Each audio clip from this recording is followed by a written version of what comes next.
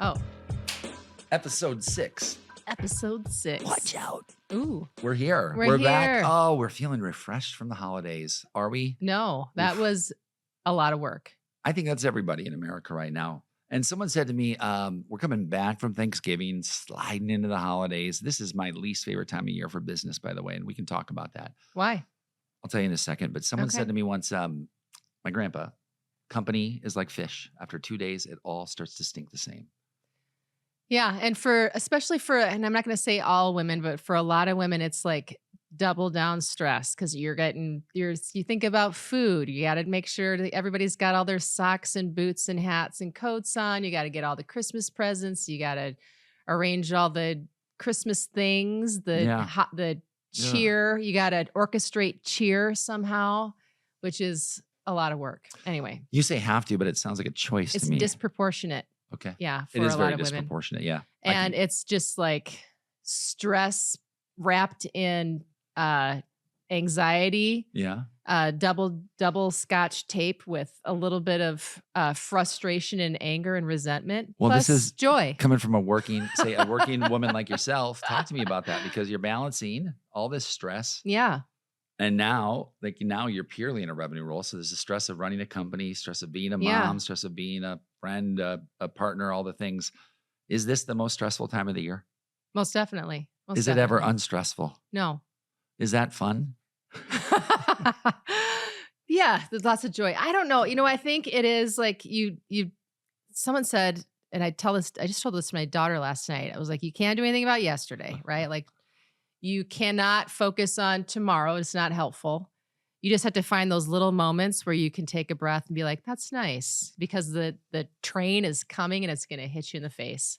Yeah. So you just sort of have to look for those little moments and be like, oh, like yesterday I was looking at something. I was recording something in the office and I looked up and it was like 4:45. The sunlight was beautiful and this cloud was rolling by and I was like, this is nice. And then my kid came in crying. It was that quick of a moment. It was about 2 seconds. You're going to like this. I cherish that. You're going to like this little saying about the looking forward and the looking back. And then we got to get into sales and marketing. Yeah, let's talk about what we're going to talk about. It sounds like we're running a mental health podcast, which would be interesting. We are in some way. We run a mental health institution at our house. If you ever want to come over, it's just pretty much us sitting there waving at you. I'm just kidding. It made the most sense to me. It's because everybody says, oh, look forward, look backward. I'm like, yep, I get it. And they were like, could you get in the back of a car, look backwards and drive forward? And I said, impossible. They said, why would you live your life that way? Interesting. And they said, it's literally impossible. You turn around and go the other way because that's the more familiar route. And I was like, yeah.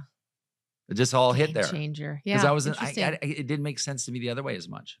So we went to Thanksgiving. We went out to the Black Hills, captured a little video there. We did it. Lots of family, big Airbnb. 250 miles once we were out there in one day, didn't we? Yeah. We went to a horse ranch. We saw some horses. Hold on here. Yeah. Intro. Yeah. Let's talk about the horse ranch. Yes, let's do it. We can't, you're just bundling it in. Oh, we went to a horse ranch. We went to a horse ranch and a horse took a fucking bite out of your car. Not just like, it was one of those things, like I feel like I willed it in some ways. Because I remember the last time I was out there, my cousin, this is her horse ranch, she said, you don't want to leave your car out here because they will lick the paint off your car. And as we were driving up, I was thinking, it was sort of that thought hovering in my head. BMW paint. And I saw all the horses. You and Landon were outside. You're like, you guys are nuts. There's 14 horses. We're running around. They all run up to you. Like you realize you can get kicked. There's all kinds of things that can happen. That's how they defend themselves. They circle and then they kick. Oh. Yeah. So not smart, but I was like, well, they'll be okay. Yeah. In the meantime, I'm thinking paint. They're going to lick they all run up. One comes up to and I roll the window down and it seems like sweet and everything. And as I'm looking at this horse in the eye, thinking like, okay, we're having a moment. Another horse walks up and literally takes a bite out of the hood of my car. That horse did not like your car. It likes BMW. You know what her name was? Mercedes.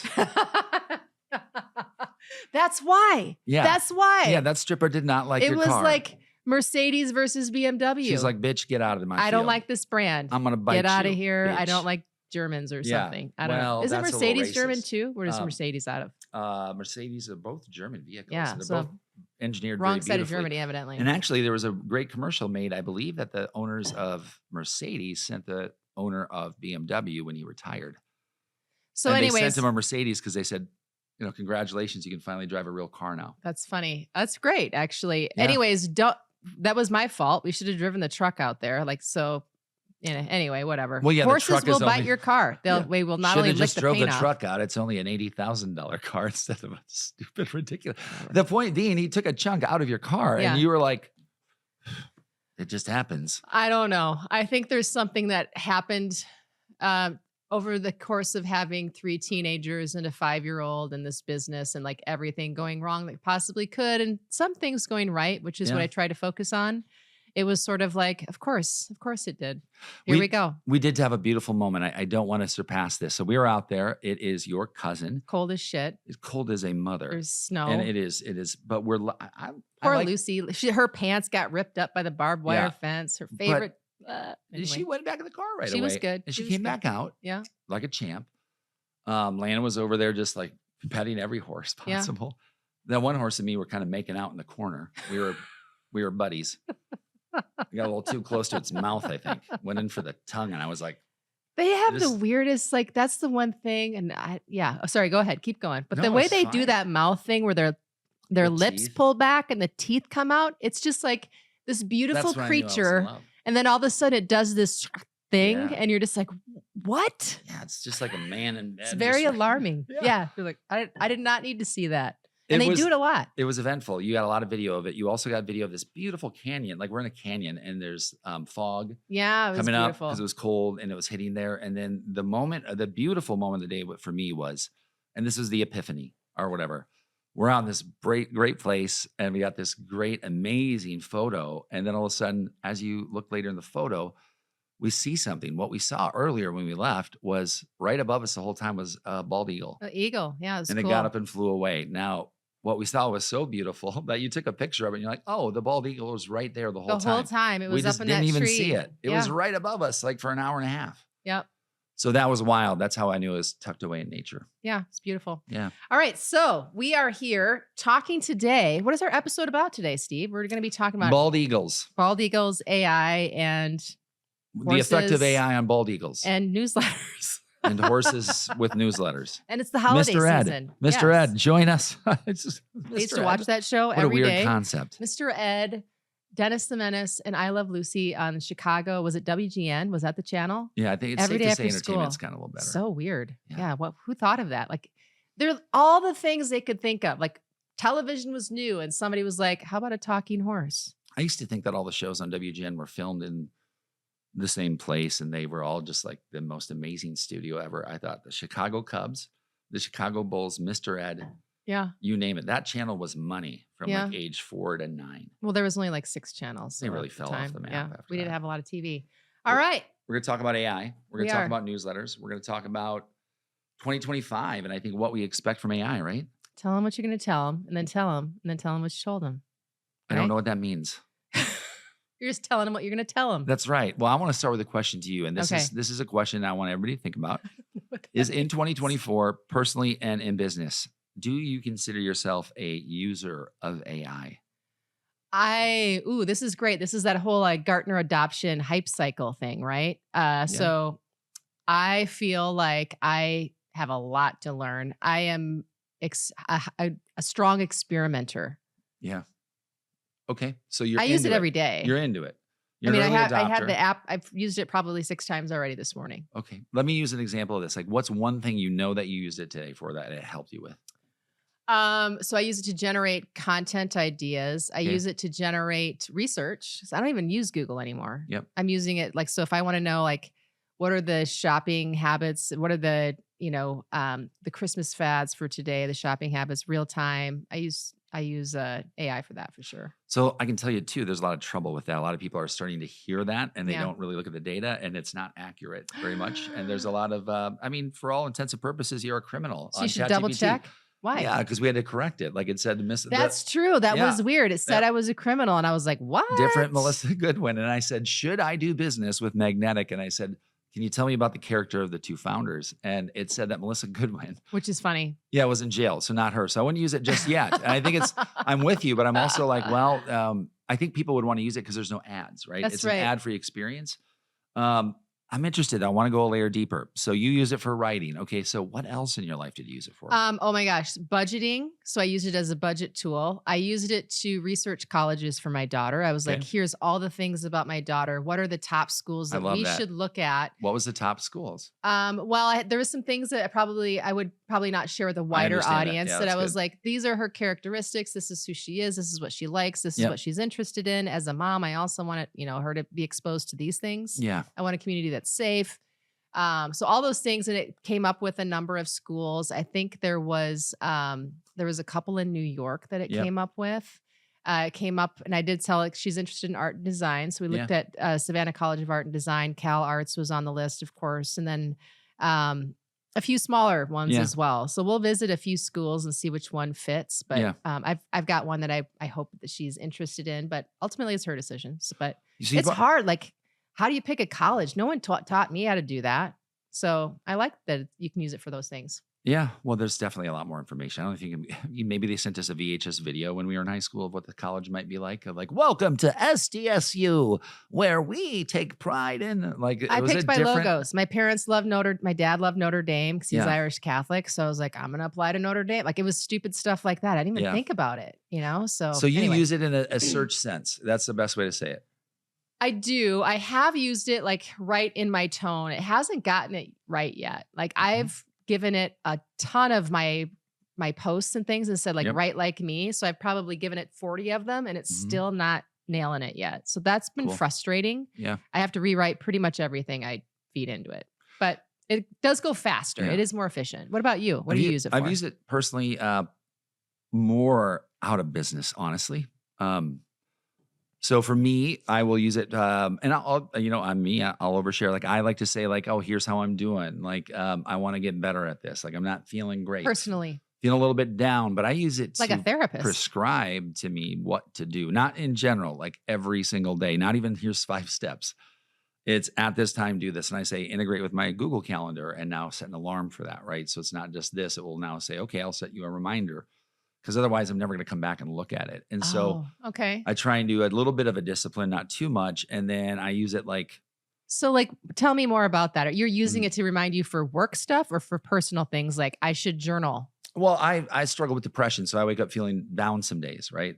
Or just feeling down in general. And I've used it to go then as truth serum. Like I will type in the facts. This is what's happening. Da da da. I'm feeling this way, and it kind of says, you know what?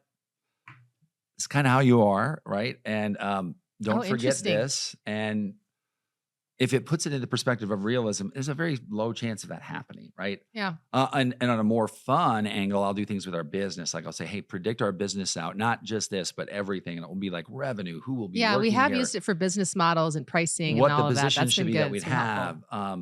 I'll say like, what if this happened? What would I use a lot of what ifs. Yeah. And so in my life, instead of the anxiety button, I'll go to ChatGPT because I like it, because it's very unemotional and unbiased, because it's a computer. Yeah. So I've used it for that. I'm going to share something and I hope I'm going to get grilled for this, but Yeah. last night my daughter came up to me and she was like, she's been sick, missed a couple days of school. She goes, I need help with my homework. She never asked me for help ever. So I was like, oh, okay, this is a bid for attention. And of course, it was like the time where 8 o'clock at night, 9 o'clock. And I'm like, I'm going to do it. So, and it's this weird, like, amino acid sequence worksheet, which it's been a long time since I've had to give a rip about amino acids. And you're a chemistry major. So I was a chemistry major, but like, it was written in a way where it was all like hypothetical, where it wasn't actually the A, C, T's, and G's. It was like different letters and they were trying to make you think. And I was just like, oh my God. I said, Rose, here's what we're going to do. And I plugged it into ChatGPT and I was like, why don't you try to do it and we'll check your answers. And she's like, well, I'm not sure how to do this. And I was like, okay, let's type the whole thing. I took a picture of the worksheet because it was on her computer. Yep. She goes, I'm not pulling ChatGPT up on my school computer. Oh, because they get in So trouble. I was like, okay, so here's what we'll take a picture of it. I'm going to put it into my ChatGPT and I'm going to say, how do we do this worksheet? It helped. And it helped, like, here's what you should do. And it listed it all out. And then she was like, okay, I get it. And she started doing it. And then I used it to check the answers. Yeah. It's great. So she's never gonna have to look for you for attention again. She's never gonna even come to you again. She's only gonna come to ChatGPT. Well, maybe. Well, and let's think about it. It's If fine. If it's another amino acid sequence worksheet, that's totally fine with me. I want to plan on the scary part of this is if the truest thing in the room is the computer, DNA and RNA, not amino acid. we should Anyway. be scared, right? Because it's the realist, it's the source of truth Is right it? now. Yeah. Well, there's no emotion or lies, right? Yeah. It would never have oh, I'm going to lie to this person or I don't like this person. He treats everybody the same. Mm-hmm. And so I think a lot of the negative press can be chilled out by the fact that, hey guys, like it only becomes what we make of it. Like, so if it becomes ugly, it's because we're ugly, right? Like it's only digesting what we're giving it. Sure. And it is not this evil thing. It is ChatGPT. I don't even know what that thing is. It's like, Yeah. what is it at the end of the day? Yeah. Anyways, not to go too deep, but I think it's wild for the personal use. If I could see anything in 2025, let's say for our own purposes at work that I would love to see it for. Oh man, I would love to figure out this world of, and we'd even charge less money and just take money for, call it the transaction of the deal happening. I think if you could really find people who are trying to solve that problem right now and I'm clear sorry, I everybody else can't out of the get way. beyond that. We would charge less money. Go ahead. Keep. Well, if you know I that just shorted out. someone's in the process of actually, I am evaluating lead gen companies right now. I'm not thinking about, I'm not maybe thinking, I'm right now. And you all go, okay, great. And now they say, okay, so because of that and the ease of doing business with AI, it now becomes a game of money, right? Because if everybody has access to getting these things that are better and easier, and I can see everybody in the buying cycle right now, great. It's a game of the haves and the have-nots, right? And so what? It always has been. The people with the most money get the biggest Super Bowl ad.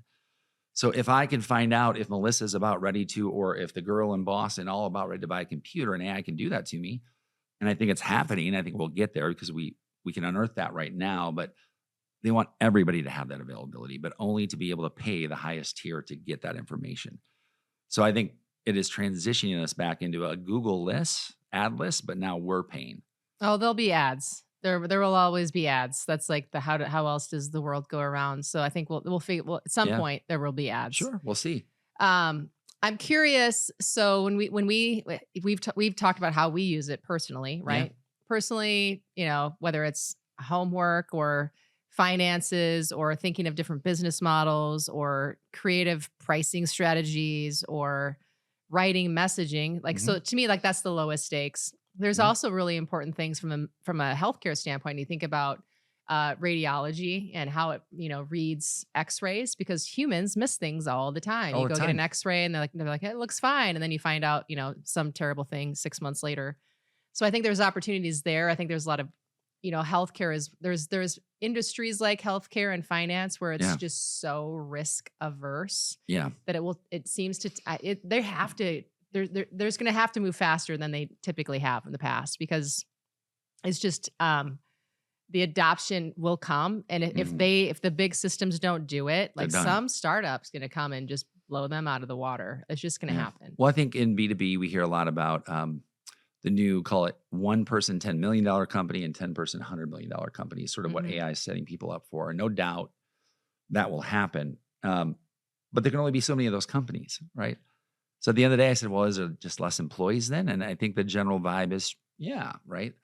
I think there's going to be a lot less need for all the people. And I think that's the interesting part, because to me, it distills companies down to the people with the best ideas. And imagine if Melissa Goodwin could dream up the company, hire the AI chatbots, deploy the company, spin up the website, deploy the marketing plan, and be up market in 6 hours. Like, cool. It's just working differently. Like I remember I was right at the cusp of the computer labs were being built in college at the college, at the university I was at when I was starting. So I 95. actually went to college with a typewriter my first year. We had a computer at home just as it was like a fun, like Paint or something. Like you could do like some weird stuff and print out your research paper, and that was about it. But I remember at the time I'd graduated, and even with my master's degree, we were like there was all these different chat or research tools. Like it wasn't Google. Uh-huh. I mean, Google was one of them, but it was like these weird, like Ask Jeeves, and there was Alta Vista, and there was Mhm. like all these different search engines, and they all pretty much sucked at that time. So this is like 2000, Yeah. 2001, and they were all terrible. And like, so there was like this period of like storming, and nobody really knew what was going on. And then like Google just blew them out of the Yeah. water after a But few why did years. Google blow them out of the water? Because it was better. It was more efficient. It actually worked better. They had algorithms that made sense. Like I Yeah. remember Ask Jeeves was like they at the time they were segmented. So certain search engines would be great for educational content. Certain search engines would be good for research content. Mhm. Certain search like so you went to different ones for different things. And then Google was like, this was stupid. Why don't we have one search that does everything? Ah. And find ways to, bring what you need to the surface. And I feel like Mm. there's kind of this storming and norming phase that happens. Which right now, like nobody really knows what's going on. We're like, I use it for this. What do you use it for? I use it for conferences. I use it for, my mental health or whatever it might be. Something will coalesce and it will start to make sense. But Yeah. I don't know what that. None of us know what it is right now, and it's just this really uncomfortable, weird time where we're all like, we know we should be using it. What are we using it for? What's going to happen? Who's going to build what? Right? Yeah. Well, I mean, we would even That have was a to weird voice. I got really analyze. excited there for a second. You're very excited, everybody. I want you to document this. This is a rare moment. We're gonna have her talk more. This is just phenomenal. I I think don't know if that's a good idea. when I think about AI, and I think but let's wrap up on AI and go to newsletters now. Which I mean, if you couldn't think of two different words, but newsletters, we can get into like why that's important with AI. I would say the thing with AI that in 2025, I hope happens is that I hope the content that is being put out there is more about quality than quantity. Because right now it's about sprawling and getting the most landing pages and the most words jammed out there. And that's just turning ChatGPT into a really more robotic. It's Yeah. like So refeeding itself. how would you explain the way that because we use AI every day, all Mm, day in our business? How yeah. would you tell people like what are we doing with it? How are we using it? I'd say there's three things that I could break it down that I use it for. We use it for the most. Number one is we would use it for anytime that we're developing or doing client intake. We have prompts that we build.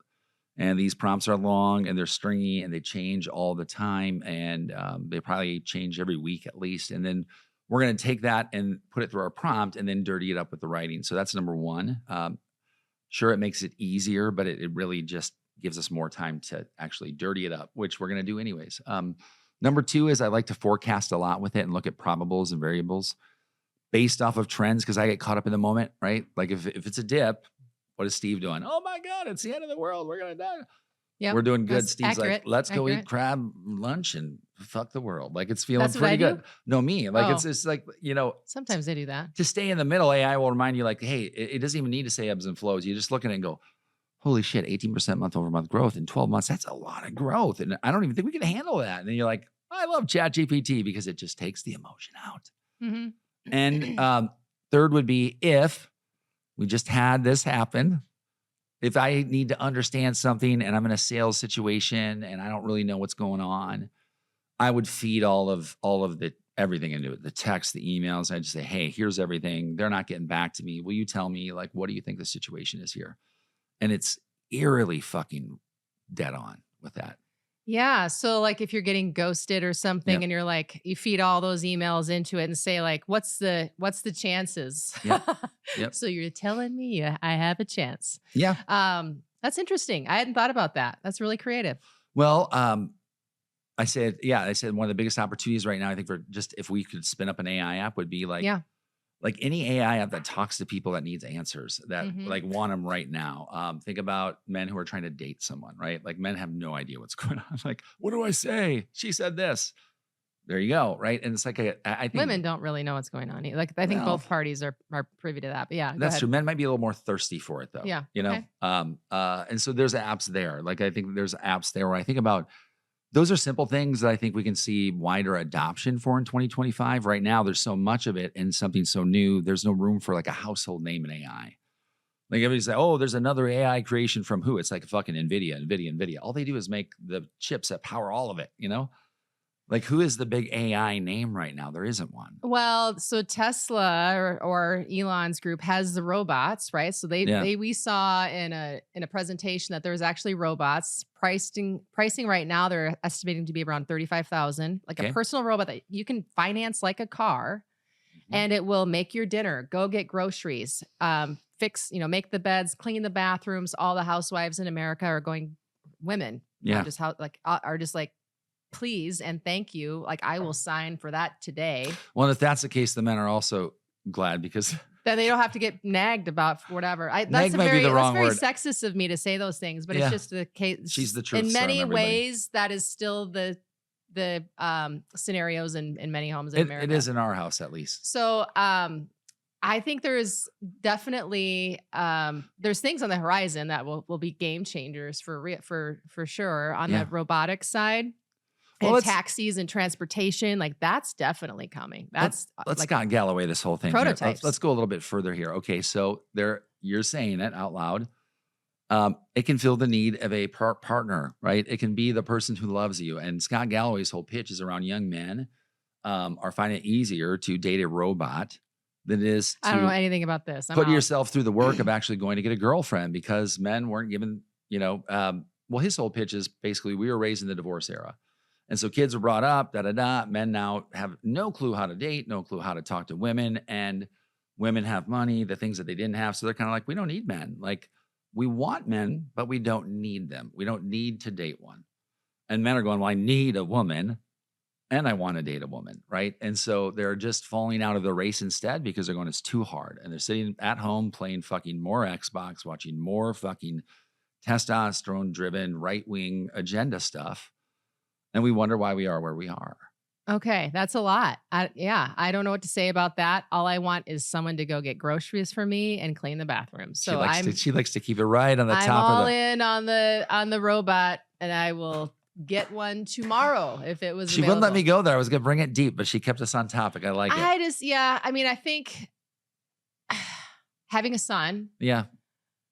I do think there are experiences in today's world that are challenging for men for sure. And I do think the environment, and I in all ways want women to have equal opportunity and equal pay. Yeah. I don't know if a robot's going to challenge or solve any of those things. I don't know either. I just know that I want my bathroom cleaned. Okay. Well, I'll get to it. Thank you. Yeah. Until we get the robot, that shit's divvied up. What about self-driving cars? I'm into that too. What are you going to do with all your time? All the things I like want to do, read books, write things, make things. So AI is actually here to give us the life we want, not to make us get a life that isn't here today. I think you can use it for whatever you want. You can use it for good, evil, or anything in between. I would use it for all those things that I take my time that I can't stand so that I could, I don't want somebody to do the creative stuff. Like I don't need you to create, images and things like that for me. I want artists to do that. I want it to do the efficiency stuff all day long, 1,000%. Cool. So newsletters. Newsletters. Yeah, let's talk about them. Anything else on AI that you want to talk about? Nope. Nope. Not in sales and marketing. It's just too boring. Yeah. Newsletters, are they boring? No, I don't think so at all, actually. Really? I think newsletters are not boring because when everybody's writing AI and trying to get SEO out there, like when you read a newsletter that's actually written by a writer who's good and knows what they're talking about, it feels just like a velvet mattress. How many great newsletters do you get in your inbox? I don't know. I mean, I can count. I get a couple. 2 fingers. I get a couple, but I don't subscribe to all of them. I don't have time. Nobody does. But in the spirit of the art of writing, I'm saying, and just for the sake of brands out there, knowing that quality of writing could help, call it, populate as much of a result as quantity, that to me is encouraging, and I love that. You know why I sign up for newsletters? Why? I know that I'm just going to be marketed to death. I know that. I sign up because I'm like, this is an interesting company. You can spam me. Yeah. And for the most part, I don't read them. Okay. But it reminds me that company is there, right? Like, oh yeah, that's right. They make that thing that I wanted once. I just signed up for a nutrition one for women in their midlife.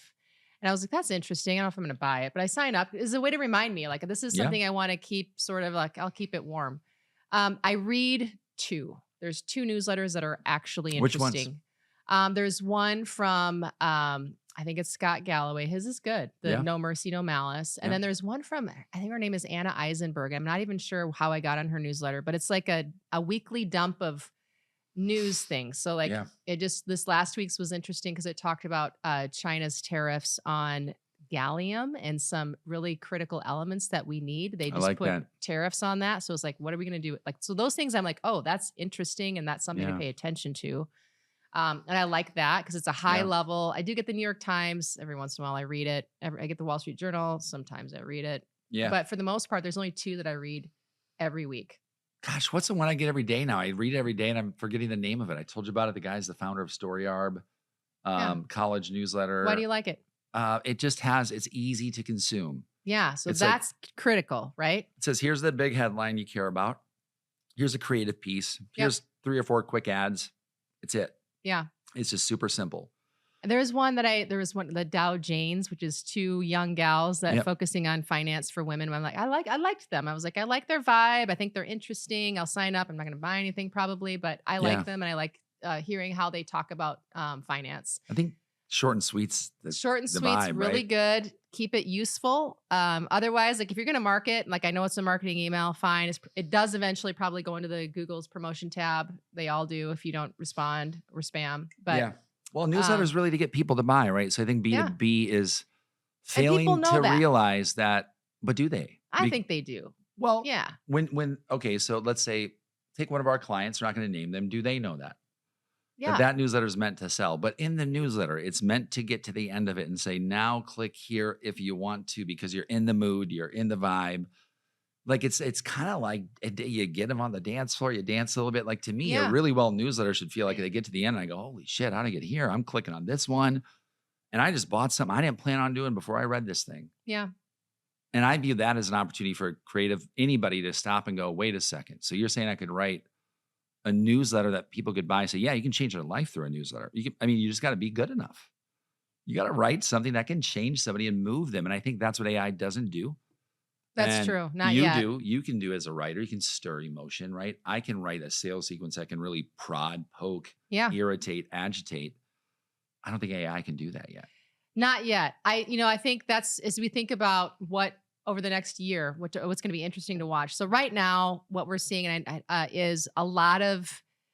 I see it on LinkedIn. I see it on YouTube. I see it in newsletters. I see it in copy everywhere. It's all very formulaic and not very interesting. I'm going to teach you 3 things. Here's the top 3 now, right? And it works, right? Like if you spray it out there, you're going to get a couple of hits, right? But to stand out, you really do need, as you said earlier, dirty it up, make it interesting, add some heart, add a little humor, goes a long way. So all of those things I think is what you really need if you want to stand out from all the junk, because it is just everywhere now and everyone's using their AI bots to create content and it's just junk. Well, in a year, not even, I think they say probably in a year, I guess, quote me differently, I guess, if I'm wrong, let's say in a year to 3 years, most anybody's going to have the ability to prompt a full-length cinematic movie.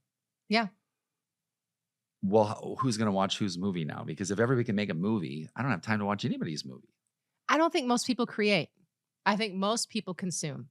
Okay. I think 95% of people are just sitting there scrolling. But that's our kids. They're the consuming generation, right? Well, I think a lot of people are consuming. Most people think about like how much have you so that's my goal for 2025 is to really start creating more. I'm learning right now because I completely switched industries. Yeah. So I'm like taking in as much as I can and consuming like all the things and learning as fast as I can. Yeah. But I think most people just are happy to hang out and like hit the buy button, watch their games and just get sound bites, right? Yeah. So to really stand out, you have to create things. You have to make stuff, right? And think about it differently. Well, I feel the world was made for a balance. So I think that's okay to have those people doing that. If everybody is creating, to your point, it'd be insane. And that was kind of my question. But even dumbing it down more to like music, when music became more scalable and anybody could make it, right? Mhm. Anybody can make a beat, you can bend a pitch, right? It became less cool, kind of. Yeah. Okay. Especially for people like us who love the sound of a, Jack White slamming into a guitar and feeling that noise. I feel like it was less about that and more about spitting it out quickly, and like Drake putting out 100 songs instead of 8 really good ones. And I feel like it's like that. It's like that, Yeah. and that's the way it is? Well, it's like that same segment You of pick up on people. Well, I did. Well, we'll go back. it. In the segment of being able to do video. And it's going to require a lot of work, right? It's probably going to keep people in their bedroom. It's like they do games. Oh, hold on. I'm making a movie. But who's going to watch your movie? Like now you got to go get people to watch it. Just because you can Uh-huh. make it doesn't mean Yeah. that now where are you going to go play it? Who's going to get the royalties? Who's going to fucking watch it? Like, and that's the fun part to me, because you could be a movie producer, never go to film school, learn everything you want to know, and then put out good content on a regular basis and never have to pay an actor. Also, most people who are fiddling around with stuff, it's junk, Yeah. right? Like they put it out there and like, well, people will get like 16 likes or 100 shares or whatever, and then it goes nowhere. Yeah. So it's still, the public will still decide what they want, right? Yeah. That will still, just because you can make stuff doesn't mean it's good. And that's okay. Like maybe you just want to make stuff. I think people should make more stuff. Doesn't AI allow you to make more good stuff though? Do you Not have access to necessarily. more stuff? Maybe. Yes and It's no. like anything. That's the question. That's the It's philosophical. yeah. we'll have to Okay, my chew brain's on gonna that blow one. up. Let's talk about something simple like the alphabet. Okay. All right. Well, anything else? We've tested a lot of things this week. We've got we've got a bunch of things that we've been working on in terms of messaging. We've created our own prompts for our Yeah. business. Yeah. We're always testing that. Just as we sign off, what has, as you think about this last year, what's worked really well for you from a content perspective, from an outreach perspective, from a cold email perspective? Content did not work for me for the first 6 months because I had a ghostwriter who, I love him as a person, but he wasn't able to capture the voice, right? And so The weirdness that is Steve. that was mostly me looking at it going like, I think I should just shut it down. Like I literally was just really down. You were at one point. I remember you saying Yeah, that. I was not happy about it. It's now back up a little bit. Yeah. It's 30 this week, 30, 40,000 views. So I'm feeling that simple content with pictures, simple videos are fun to make again for me. And that's kind of back when I look at the content that I was maybe doing the best, is that's what I was doing, is like having fun with it. Yeah. Making videos, doing this stuff. So Being weird and being yourself. I think content like that works for me. And I want to talk about your content too for a second, because I know you're not going to ask yourself the question. But I think for you, you've done something that so many people would never do. You've completely switched like verticals. You've done it in the middle of your life, right? And you're on this platform where you're going into 2025 saying like huge growth, right? But I want to ask you for LinkedIn, like, what is it like for somebody? Because there's so many people out there like that have switched industries. We're like, oh shit, I can't do that. Or they would never even think like, well, I have a following on LinkedIn here. Maybe I go over there. It wasn't really the following so much as those people were like kind of ingrained in your life. Like healthcare was kind of where you were growing up. What has it been like? And what are you thinking about in 2025? Call it segmenting the new Melissa more and getting that new vibe out. What are you thinking about?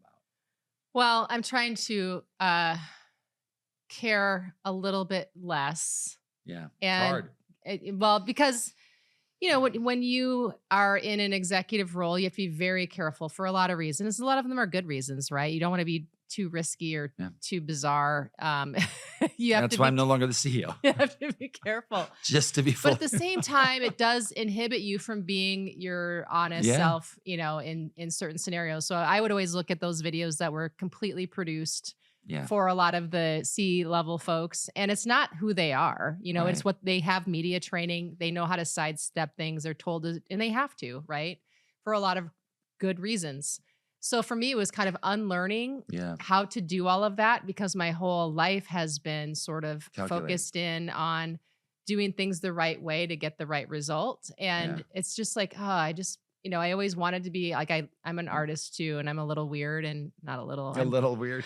So it's just like, how do I be myself? Yeah. And it's just like, I feel like I'm slowly sort of peeling the onion back. Not that I'm hiding anything of who I am, but it's just been unlearning how to be so buttoned up. And Yeah. that's hard Yeah. because for my first videos that I was doing, it took me, I remember I told you I was like, 3 fuck hours. this. It took me 4 hours. I did 16 takes and I redid Yeah, the it. teleprompter. And then I Yeah. had a teleprompter and it looked weird and I redid it and I was just like, I can't do this. I'm out. It's taking me way too long. It would take me days to make one video. Yeah, it did. And True because I story. was just obsessing over like As I'm like I in the said the bathroom, wrong like, word. what's Yeah. And Steve's just like, fuck, what's up, not everybody? that was good. And people like that. Like they want to see who you are. And so I think Yeah. there's a balance of being in the middle, like where you can be who you are. You're not going to, be ridiculous or anything or say things that are offensive. Not that either of us, I think, necessarily do that on the regular, but I want to be careful. I want to be respectful of people. Yeah. So yeah, I think it's just unlearning a lot of the and just being more who I am. Yeah. And just learning the tools too. So that's been fun. And just the whole, it's a ton of work creating the amount of content that we create for ourselves and for our clients. It is incredible amount of work, and to do it well, because we want to make sure we're getting results. It's not just like, hey, throw it out there. Let's hope. I see this is working. We don't want to do that. We want to be really targeted, really smart, be relevant. And that's a lot of planning, a lot of strategy, and a lot of execution. It's a lot.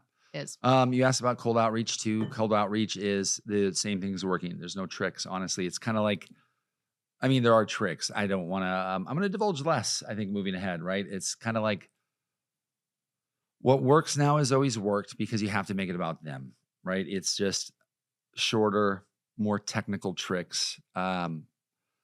And I don't want to just divulge those, I think, because we're learning some things and it's becoming kind of like IP, where like if you can make your email perform in a certain way, you want to hold on to it in a very secure way, because you can build businesses, $100 million businesses with a good cold email list. And so, it's hard to do. We've been, it sucks. Yeah. I mean, beat up trying to figure it out. And we're figuring it out. Like, I think we've got some really good results here, especially in the last few months. We've, I think, cracked some pretty good code on it, but it's always changing. So that's the work, is just always figuring that out. And there is always a place for thinking about, I think what you can't change, what doesn't change for cold email, having a great list. You have to, and that takes time. It takes energy. It takes strategy. And like, that's just where some people are like, I don't want to do that. Yeah.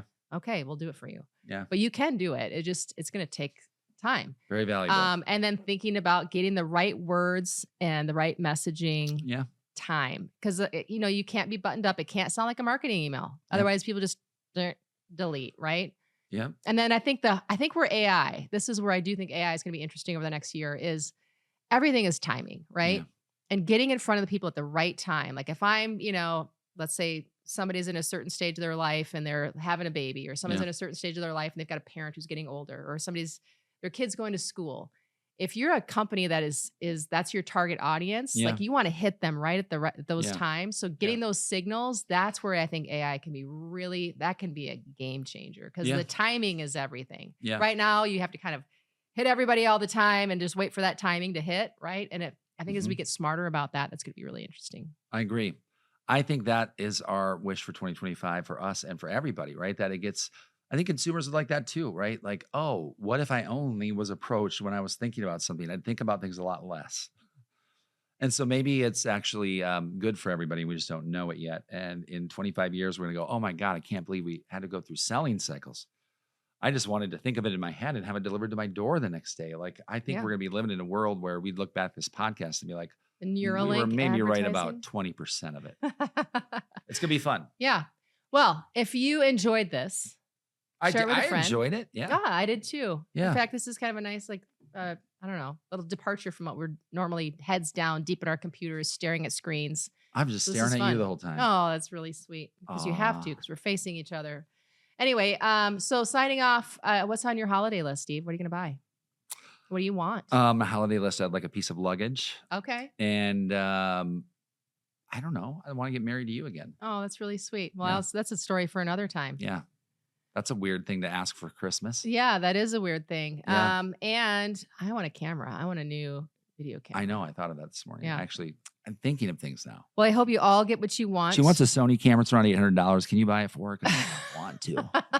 Tax deductible, maybe. I don't know. like Rudy Huxtable. All right. So if you enjoyed this, please share it with a friend. If you didn't enjoy this, don't tell anybody. But please subscribe. What else would you like to say about this episode, Steve? A good podcast is like chlamydia. Share it with those people you do and don't like. That is the worst thing I think you could have possibly said. I don't even know what to say to that.